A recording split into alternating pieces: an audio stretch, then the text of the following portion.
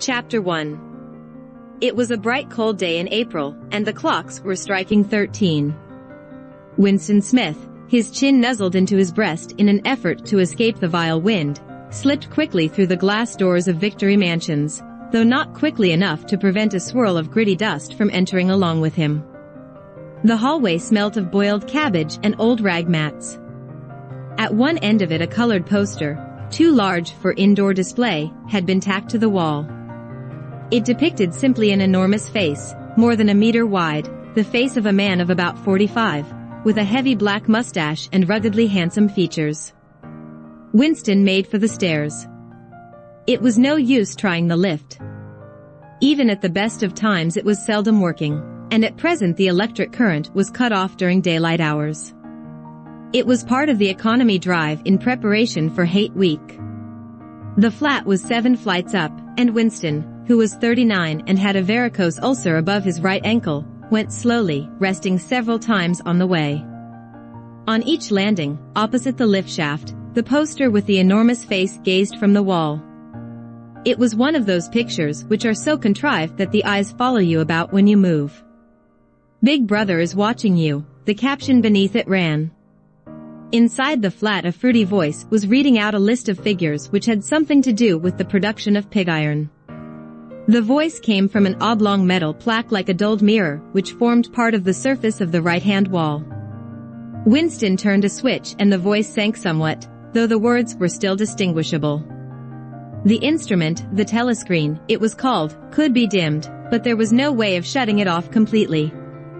He moved over to the window, a smallish, frail figure, the meagerness of his body merely emphasized by the blue overalls, which were the uniform of the party. His hair was very fair, his face naturally sanguine, his skin roughened by coarse soap and blunt razor blades and the cold of the winter that had just ended. Outside, even through the shut window pane, the world looked cold. Down in the street, little eddies of wind were whirling dust and torn paper into spirals, and though the sun was shining and the sky a harsh blue, there seemed to be no color in anything, except the posters that were plastered everywhere. The black mustachioed face gazed down from every commanding corner. There was one on the house front immediately opposite. "Big Brother is watching you," the caption said, while the dark eyes looked deep into Winston's own. Down at street level, another poster, torn at one corner, flapped fitfully in the wind, alternately covering and uncovering the single word "Ingsoc." In the far distance, a helicopter skimmed down between the roofs, hovered for an instant like a bluebottle, and darted away again with a curving flight. It was the police patrol, snooping into people's windows. The patrols did not matter, however. Only the thought police mattered. Behind Winston's back, the voice from the telescreen was still babbling away about pig iron and the overfulfillment of the 9th three-year plan. The telescreen received and transmitted simultaneously. Any sound that Winston made, above the level of a very low whisper, would be picked up by it. Moreover, so long as he remained within the field of vision which the metal plaque commanded, he could be seen as well as heard. There was of course no way of knowing whether you were being watched at any given moment. How often, or on what system, the thought police plugged in on any individual wire was guesswork. It was even conceivable that they watched everybody all the time. But at any rate, they could plug in your wire whenever they wanted to. You had to live, did live, from habit that became instinct, in the assumption that every sound you made was overheard, and, except in darkness, every movement scrutinized. Winston kept his back turned to the telescreen. It was safer, though, as he well knew, even a back can be revealing. A kilometer away, the Ministry of Truth, his place of work, towered vast and white above the grimy landscape. This, he thought with a sort of vague distaste, this was London, chief city of Airstrip 1, itself the third most populous of the provinces of Oceania. He tried to squeeze out some childhood memory that should tell him whether London had always been quite like this. Were there always these vistas of rotting 19th century houses, their sides shored up with balks of timber, their windows patched with cardboard and their roofs with corrugated iron, their crazy garden walls sagging in all directions?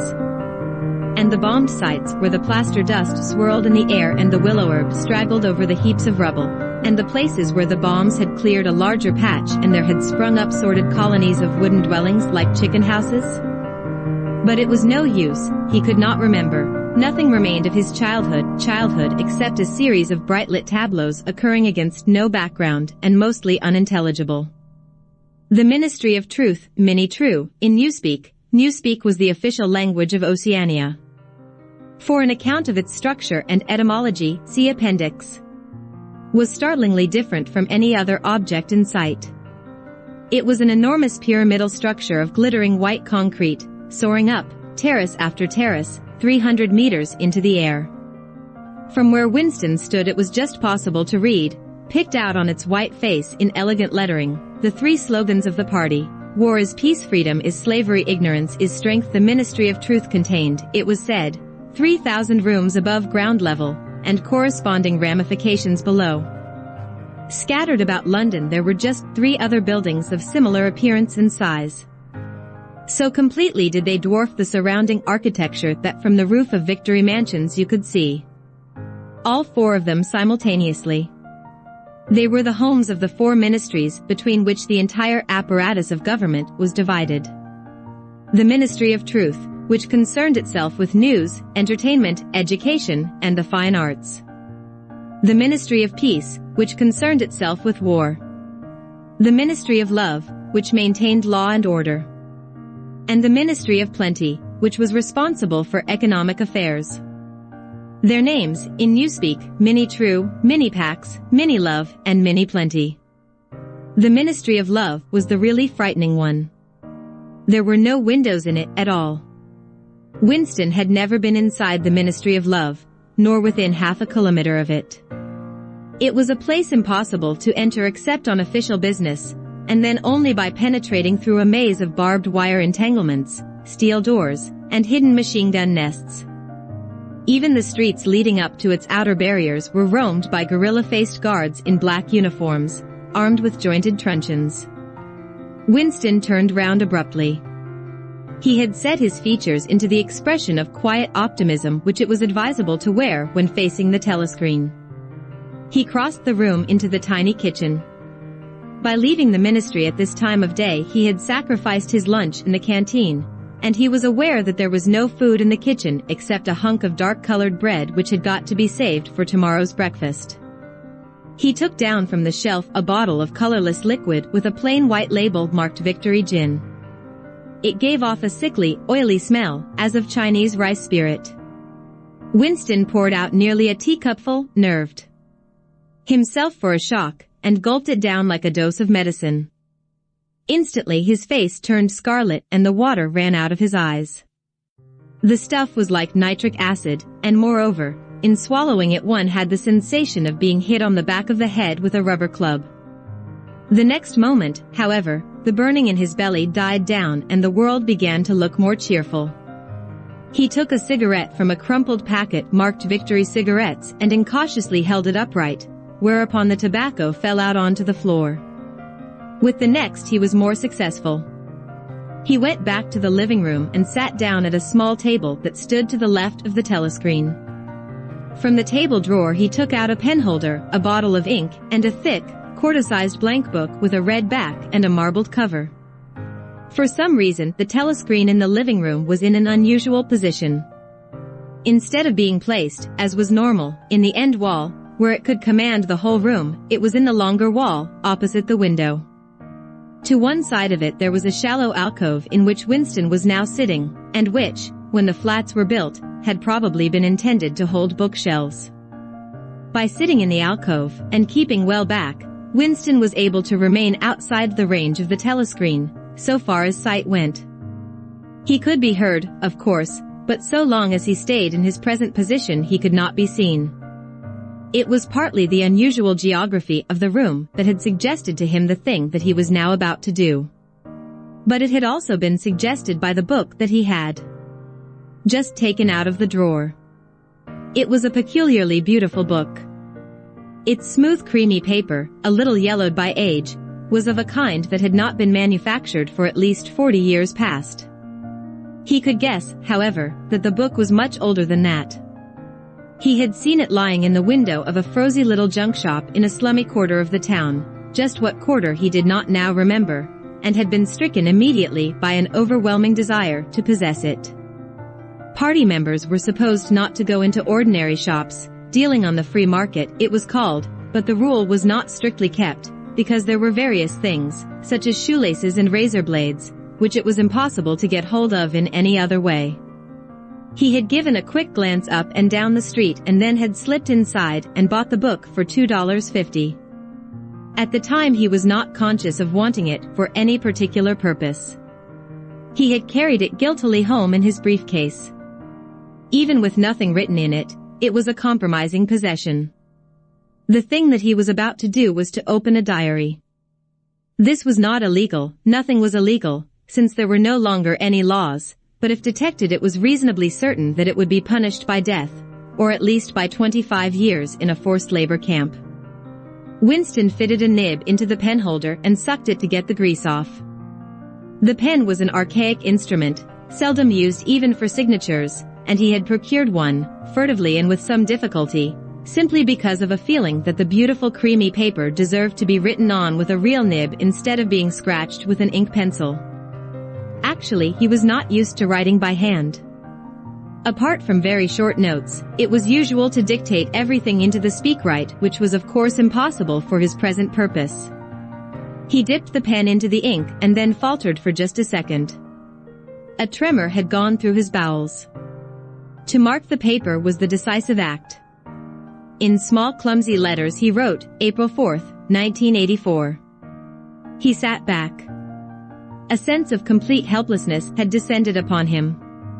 To begin with, he did not know with any certainty that this was 1984. It must be round about that date, since he was fairly sure that his age was 39, and he believed that he had been born in 1944 or 1945, but it was never possible nowadays to pin down any date within a year or two. For whom, it suddenly occurred to him to wonder, was he writing this diary? For the future, for the unborn. His mind hovered for a moment round the doubtful date on the page, and then fetched up with a bump against the newspeak word doublethink. For the first time, the magnitude of what he had undertaken came home to him. How could you communicate with the future? It was of its nature impossible. Either the future would resemble the present, in which case it would not listen to him, or it would be different from it, and his predicament would be meaningless. For some time he sat gazing stupidly at the paper. The telescreen had changed over to strident military music. It was curious that he seemed not merely to have lost the power of expressing himself, but even to have forgotten what it was that he had originally intended to say. 4 weeks past he had been making ready for this moment, and it had never crossed his mind that anything would be needed except courage. The actual writing would be easy. All he had to do was to transfer to paper the interminable restless monologue that had been running inside his head, literally for years. At this moment, however, even the monologue had dried up. Moreover, his varicose ulcer had begun itching unbearably. He dared not scratch it, because if he did so it always became inflamed. The seconds were ticking by. He was conscious of nothing except the blankness of the page in front of him, the itching of the skin above his ankle, the blaring of the music, and a slight booziness caused by the gin. Suddenly he began writing in sheer panic, only imperfectly aware of what he was setting down. His small but childish handwriting straggled up and down the page, shedding first its capital letters and finally even its full stops. April 4th, 1984. Last night to the flicks. All war films. One very good one of a ship full of refugees being bombed somewhere in the Mediterranean. Audience much amused by shots of a great huge fat man trying to swim away with a helicopter after him. First you saw him wallowing along in the water like a porpoise, then you saw him through the helicopter's gun sights. Then he was full of holes and the sea round him turned pink and he sank as suddenly as though the holes had let in the water, audience shouting with laughter when he sank. Then you saw a lifeboat full of children with a helicopter hovering over it. There was a middle-aged woman, might have been a Jewess, sitting up in the bow with a little boy about 3 years old in her arms. Little boy screaming with fright and hiding his head between her breasts as if he was trying to burrow right into her, and the woman putting her arms round him and comforting him although she was blue with fright herself, all the time covering him up as much as possible as if she thought her arms could keep the bullets off him. Then the helicopter planted a 20-kilo bomb in among them. Terrific flash, and the boat went all to matchwood. Then there was a wonderful shot of a child's arm going up right up into the air. A helicopter with a camera in its nose must have followed it up, and there was a lot of applause from the party seats, but a woman down in the prole part of the house suddenly started kicking up a fuss and shouting they didn't oughter have showed it, not in front of kids, they didn't, it ain't right, not in front of kids it ain't, until the police turned her out. I don't suppose anything happened to her, nobody cares what the proles say. Typical prole reaction, they never. Winston stopped writing, partly because he was suffering from cramp. He did not know what had made him pour out this stream of rubbish. But the curious thing was that while he was doing so, a totally different memory had clarified itself in his mind, to the point where he almost felt equal to writing it down. It was, he now realized, because of this other incident that he had suddenly decided to come home and begin the diary today. It had happened that morning at the ministry, if anything so nebulous could be said to happen. It was nearly 1100, and in the records department, where Winston worked, they were dragging the chairs out of the cubicles and grouping them in the center of the hall opposite the big telescreen, in preparation for the 2 minutes hate. Winston was just taking his place in one of the middle rows when two people whom he knew by sight, but had never spoken to, came unexpectedly into the room. One of them was a girl whom he often passed in the corridors. He did not know her name, but he knew that she worked in the fiction department. Presumably, since he had sometimes seen her with oily hands and carrying a spanner, she had some mechanical job on one of the novel-writing machines. She was a bold-looking girl of about 27, with thick hair, a freckled face, and swift, athletic movements. A narrow scarlet sash, emblem of the Junior Anti-Sex League, was wound several times round the waist of her overalls, just tightly enough to bring out the shapeliness of her hips. Winston had disliked her from the very first moment of seeing her. He knew the reason. It was because of the atmosphere of hockey fields and cold baths and community hikes and general clean-mindedness which she managed to carry about with her. He disliked nearly all women, and especially the young and pretty ones. It was always the women, and above all the young ones, who were the most bigoted adherents of the party, the swallowers of slogans, the amateur spies and nosers out of unorthodoxy. But this particular girl gave him the impression of being more dangerous than most. Once when they passed in the corridor, she gave him a quick sidelong glance which seemed to pierce right into him and for a moment had filled him with black terror. The idea had even crossed his mind that she might be an agent of the thought police. That, it was true, was very unlikely. Still, he continued to feel a peculiar uneasiness, which had fear mixed up in it as well as hostility, whenever she was anywhere near him. The other person was a man named O'Brien, a member of the inner party and holder of some post so important and remote that Winston had only a dim idea of its nature. A momentary hush passed over the group of people round the chairs as they saw the black overalls of an inner party member approaching. O'Brien was a large, burly man with a thick neck and a coarse, humorous, brutal face.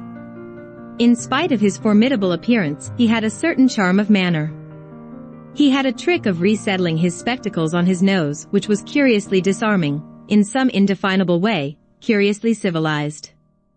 It was a gesture which, if anyone had still thought in such terms, might have recalled an 18th-century nobleman offering his snuff-box. Winston had seen O'Brien perhaps a dozen times in almost as many years. He felt deeply drawn to him, and not solely because he was intrigued by the contrast between O'Brien's urbane manner and his prizefighter's physique. Much more it was because of a secretly held belief, or perhaps not even a belief, merely a hope, that O'Brien's political orthodoxy was not perfect. Something in his face suggested it irresistibly. And again, perhaps it was not even unorthodoxy that was written in his face, but simply intelligence. But at any rate he had the appearance of being a person that you could talk to if somehow you could cheat the telescreen and get him alone. Winston had never made the smallest effort to verify this guess, Indeed, there was no way of doing so. At this moment O'Brien glanced at his wristwatch, saw that it was nearly 1100, and evidently decided to stay in the records department until the 2 minutes hate was over. He took a chair in the same row as Winston, a couple of places away. A small, sandy-haired woman who worked in the next cubicle to Winston was between them. The girl with dark hair was sitting immediately behind. The next moment a hideous, grinding speech, as of some monstrous machine running without oil, burst from the big telescreen at the end of the room. It was a noise that set one's teeth on edge and bristled the hair at the back of one's neck. The hate had started. As usual, the face of Emmanuel Goldstein, the enemy of the people, had flashed onto the screen. There were hisses here and there among the audience. The little sandy-haired woman gave a squeak of mingled fear and disgust. Goldstein was the renegade and backslider who once, long ago, how long ago, nobody quite remembered, had been one of the leading figures of the party, almost on a level with Big Brother himself, and then had engaged in counter-revolutionary activities, had been condemned to death, and had mysteriously escaped and disappeared. The programs of the 2 minutes hate varied from day to day, but there was none in which Goldstein was not the principal figure. He was the primal traitor, the earliest defiler of the party's purity. All subsequent crimes against the party, all treacheries, acts of sabotage, heresies, deviations, sprang directly out of his teaching. Somewhere or other he was still alive and hatching his conspiracies, perhaps somewhere beyond the sea, under the protection of his foreign paymasters, perhaps even, so it was occasionally rumored, in some hiding place in Oceania itself. Winston's diaphragm was constricted. He could never see the face of Goldstein without a painful mixture of emotions. It was a lean Jewish face, with a great fuzzy aureole of white hair and a small goatee beard, a clever face, and yet somehow inherently despicable, with a kind of senile silliness in the long thin nose, near the end of which a pair of spectacles was perched. It resembled the face of a sheep, and the voice, too, had a sheep-like quality. Goldstein was delivering his usual venomous attack upon the doctrines of the party, an attack so exaggerated and perverse that a child should have been able to see through it, and yet just plausible enough to fill one with an alarmed feeling that other people, less level-headed than oneself, might be taken in by it. He was abusing Big Brother, he was denouncing the dictatorship of the party, he was demanding the immediate conclusion of peace with Eurasia, he was advocating freedom of speech, freedom of the press, freedom of assembly, freedom of thought. He was crying hysterically that the revolution had been betrayed. And all this in rapid polysyllabic speech which was a sort of parody of the habitual style of the orators of the party, and even contained newspeak words, more newspeak words, indeed, than any party member would normally use in real life.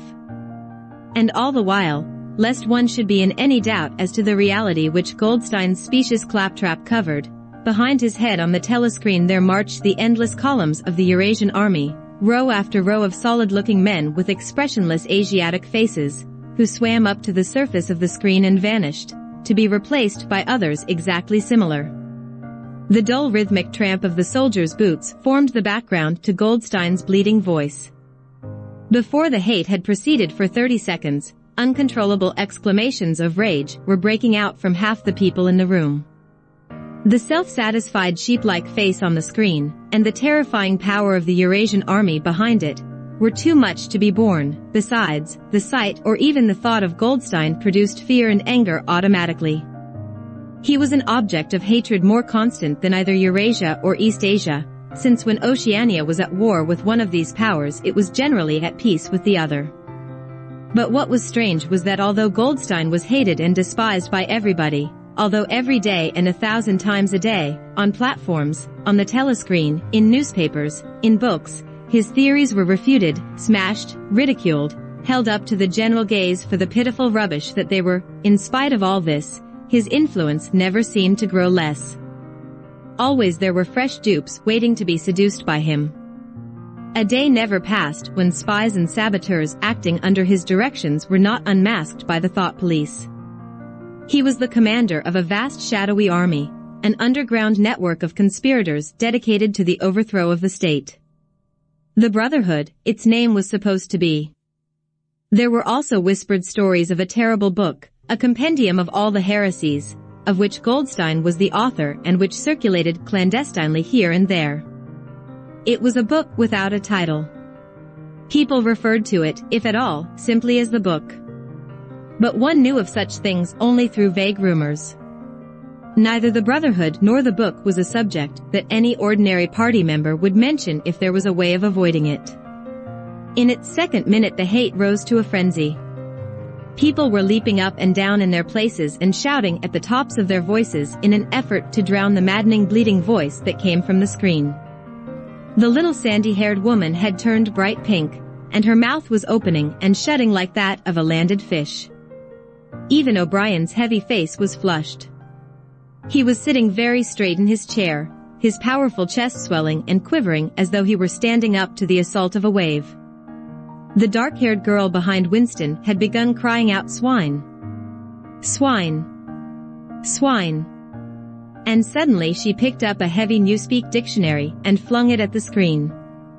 It struck Goldstein's nose and bounced off. The voice continued inexorably.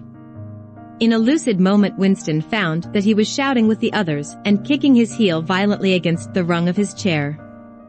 The horrible thing about the 2 minutes hate was not that one was obliged to act a part, but, on the contrary, that it was impossible to avoid joining in. Within 30 seconds any pretense was always unnecessary. A hideous ecstasy of fear and vindictiveness, a desire to kill, to torture, to smash faces in with a sledgehammer, seemed to flow through the whole group of people like an electric current, turning one even against one's will into a grimacing, screaming lunatic. And yet the rage that one felt was an abstract, undirected emotion which could be switched from one object to another like the flame of a blow lamp. Thus, at one moment Winston's hatred was not turned against Goldstein at all, but, on the contrary, against Big Brother, the party, and the thought police, and at such moments his heart went out to the lonely, derided heretic on the screen, sole guardian of truth and sanity in a world of lies. And yet the very next instant he was at one with the people about him, and all that was said of Goldstein seemed to him to be true. At those moments his secret loathing of Big Brother changed into adoration, and Big Brother seemed to tower up, an invincible, fearless protector, standing like a rock against the hordes of Asia, and Goldstein, in spite of his isolation, his helplessness, and the doubt that hung about his very existence, seemed like some sinister enchanter, capable by the mere power of his voice of wrecking the structure of civilization. It was even possible, at moments, to switch one's hatred this way or that by a voluntary act. Suddenly, by the sort of violent effort with which one wrenches one's head away from the pillow in a nightmare, Winston succeeded in transferring his hatred from the face on the screen to the dark-haired girl behind him. Vivid, beautiful hallucinations flashed through his mind. He would flog her to death with a rubber truncheon. He would tie her naked to a stake and shoot her full of arrows like Saint Sebastian. He would ravish her and cut her throat at the moment of climax. Better than before, moreover, he realized why it was that he hated her. He hated her because she was young and pretty and sexless, because he wanted to go to bed with her and would never do so, because round her sweet supple waist, which seemed to ask you to encircle it with your arm, there was only the odious scarlet sash, aggressive symbol of chastity. The hate rose to its climax. The voice of Goldstein had become an actual sheep's bleat, and for an instant the face changed into that of a sheep. Then the sheep face melted into the figure of a Eurasian soldier who seemed to be advancing, huge and terrible, his submachine gun roaring, and seeming to spring out of the surface of the screen, so that some of the people in the front row actually flinched backwards in their seats. But in the same moment, drawing a deep sigh of relief from everybody, the hostile figure melted into the face of Big Brother, black-haired, black-mustachioed, full of power and mysterious calm, and so vast that it almost filled up the screen. Nobody heard what Big Brother was saying. It was merely a few words of encouragement, the sort of words that are uttered in the din of battle, not distinguishable individually but restoring confidence by the fact of being spoken. Then the face of Big Brother faded away again, and instead the three slogans of the party stood out in bold capitals. War is peace, freedom is slavery, ignorance is strength, but the face of Big Brother seemed to persist for several seconds on the screen. as though the impact that it had made on everyone's eyeballs was too vivid to wear off immediately. The little sandy-haired woman had flung herself forward over the back of the chair in front of her. With a tremulous murmur that sounded like "My savior," she extended her arms towards the screen. Then she buried her face in her hands. It was apparent that she was uttering a prayer. At this moment the entire group of people broke into a deep, slow, rhythmical chant of "BB, BB." Over and over again, very slowly, with a long pause between the first B and the second, a heavy, murmurous sound, somehow curiously savage, in the background of which one seemed to hear the stamp of naked feet and the throbbing of tom-toms. For perhaps as much as 30 seconds they kept it up. It was a refrain that was often heard in moments of overwhelming emotion. Partly it was a sort of hymn to the wisdom and majesty of Big Brother, but still more it was an act of self-hypnosis, a deliberate drowning of consciousness by means of rhythmic noise. Winston's entrails seemed to grow cold. In the 2 minutes' hate he could not help sharing in the general delirium, but this subhuman chanting of "BB, BB" always filled him with horror. Of course he chanted with the rest, it was impossible to do otherwise. To dissemble your feelings, to control your face, to do what everyone else was doing, was an instinctive reaction. But there was a space of a couple of seconds during which the expression of his eyes might conceivably have betrayed him. And it was exactly at this moment that the significant thing happened, if, indeed, it did happen. Momentarily he caught O'Brien's eye. O'Brien had stood up. He had taken off his spectacles and was in the act of resettling them on his nose with his characteristic gesture. But there was a fraction of a second when their eyes met, and for as long as it took to happen Winston knew, yes, he knew, that O'Brien was thinking the same thing as himself. An unmistakable message had passed. It was as though their two minds had opened and the thoughts were flowing from one into the other through their eyes. "I am with you," O'Brien seemed to be saying to him. "I know precisely what you are feeling. I know all about your contempt, your hatred, your disgust. But don't worry, I am on your side." And then the flash of intelligence was gone, and O'Brien's face was as inscrutable as everybody else's. That was all, and he was already uncertain whether it had happened. Such incidents never had any sequel. All that they did was to keep alive in him the belief, or hope, that others besides himself were the enemies of the party. Perhaps the rumors of vast underground conspiracies were true after all. Perhaps the Brotherhood really existed. It was impossible, in spite of the endless arrests and confessions and executions, to be sure that the Brotherhood was not simply a myth. Some days he believed in it, some days not. There was no evidence, only fleeting glimpses that might mean anything or nothing, snatches of overheard conversation, faint scribbles on lavatory walls, once, even, when two strangers met, a small movement of the hand which had looked as though it might be a signal of recognition. It was all guesswork. Very likely he had imagined everything. He had gone back to his cubicle without looking at O'Brien again. The idea of following up their momentary contact hardly crossed his mind. It would have been inconceivably dangerous even if he had known how to set about doing it. For a second, 2 seconds, they had exchanged an equivocal glance, and that was the end of the story. But even that was a memorable event, in the locked loneliness in which one had to live. Winston roused himself and sat up straighter. He let out a belch. The gin was rising from his stomach. His eyes refocused on the page. He discovered that while he sat helplessly musing he had also been writing, as though by automatic action. And it was no longer the same cramped, awkward handwriting as before. His pen had slid voluptuously over the smooth paper, printing in large neat capitals, "Down with Big Brother, down with Big Brother, down with Big Brother, down with Big Brother, down with Big Brother," over and over again, filling half a page. He could not help feeling a twinge of panic.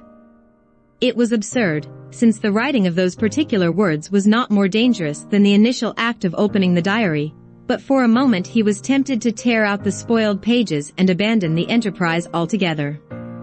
He did not do so, however, because he knew that it was useless. Whether he wrote "down with Big Brother," or whether he refrained from writing it, made no difference. Whether he went on with the diary, or whether he did not go on with it, made no difference. The thought police would get him just the same.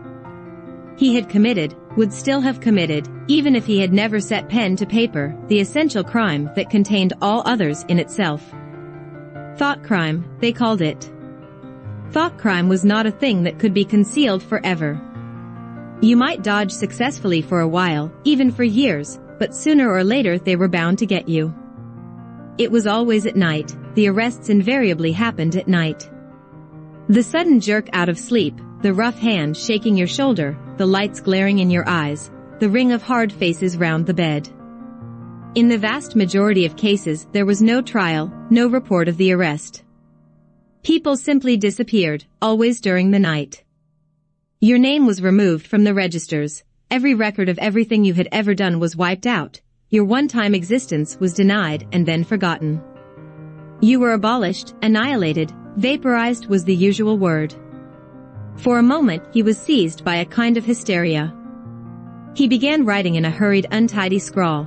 They'll shoot me, I don't care, they'll shoot me in the back of the neck, I don't care, down with Big Brother, they always shoot you in the back of the neck, I don't care, down with Big Brother. He sat back in his chair, slightly ashamed of himself, and laid down the pen.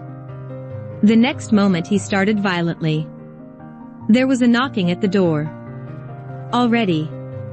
He sat as still as a mouse, in the futile hope that whoever it was might go away after a single attempt. But no, the knocking was repeated. The worst thing of all would be to delay.